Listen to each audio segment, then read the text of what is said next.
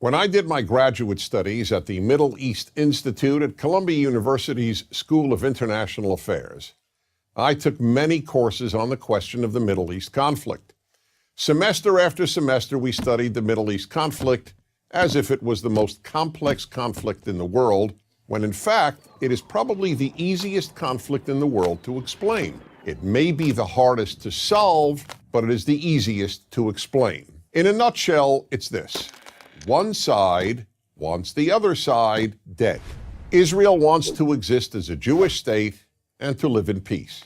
Israel also recognizes the right of Palestinians to have their own state and to live in peace. The problem, however, is that most Palestinians and many other Muslims and Arabs do not recognize the right of the Jewish state of Israel to exist. This has been true since 1947, when the United Nations voted to divide the land called Palestine into a Jewish state and an Arab state. The Jews accepted the United Nations partition, but no Arab or any other Muslim country accepted it. When British rule ended on May 15, 1948, the armies of all the neighboring Arab states, Lebanon, Syria, Iraq, Transjordan, and Egypt, attacked the one-day-old state of Israel in order to destroy it. But to the world's surprise, the little Jewish state survived. Then it happened again. In 1967, the dictator of Egypt, Gamal Abdel Nasser, announced his plan, in his words, to destroy Israel. He placed Egyptian troops on Israel's border, and armies of surrounding Arab countries were also mobilized to attack. However, Israel preemptively attacked Egypt and Syria. Israel did not attack Jordan and begged Jordan's king not to join the war. But he did.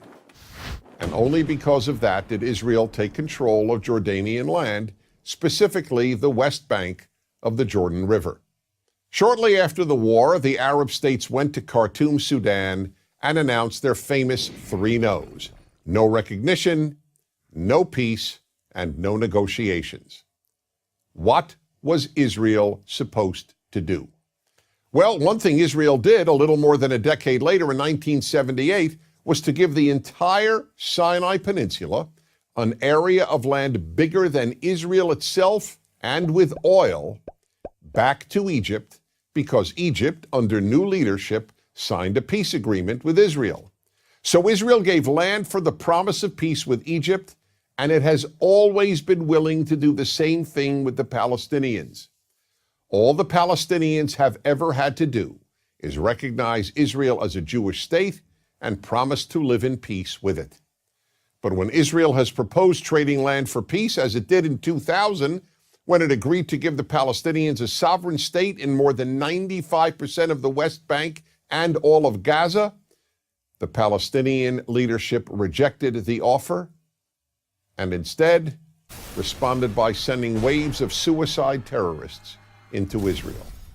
Meanwhile, Palestinian radio, television, and school curricula remain filled with glorification of terrorists, demonization of Jews, and the daily repeated message that Israel should cease to exist. So it's not hard to explain the Middle East dispute. One side wants the other dead. The motto of Hamas, the Palestinian rulers of Gaza, is, "We love death as much as the Jews love life." There are 22 Arab states in the world, stretching from the Atlantic Ocean to the Indian Ocean. There is one Jewish state in the world, and it is about the size of New Jersey.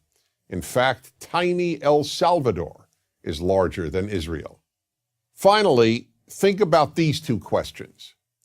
If tomorrow Israel laid down its arms and announced, "We will fight no more," what would happen? And if the Arab countries around Israel laid down their arms and announced, "We will fight no more," what would happen? In the first case, there would be an immediate destruction of the state of Israel and mass murder of its Jewish population.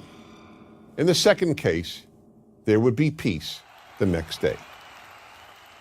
As I said at the outset, it is a simple problem to describe. One side wants the other dead. And if it didn't, there would be peace. Please remember this. There has never been a state in the geographic area known as Palestine that was not Jewish. Israel is the third Jewish state to exist in that area. There was never an Arab state, never a Palestinian state, never a Muslim or any other state. That's the issue. Why can't the one Jewish state the size of El Salvador be allowed to exist? That is the Middle East problem. I'm Dennis Prager.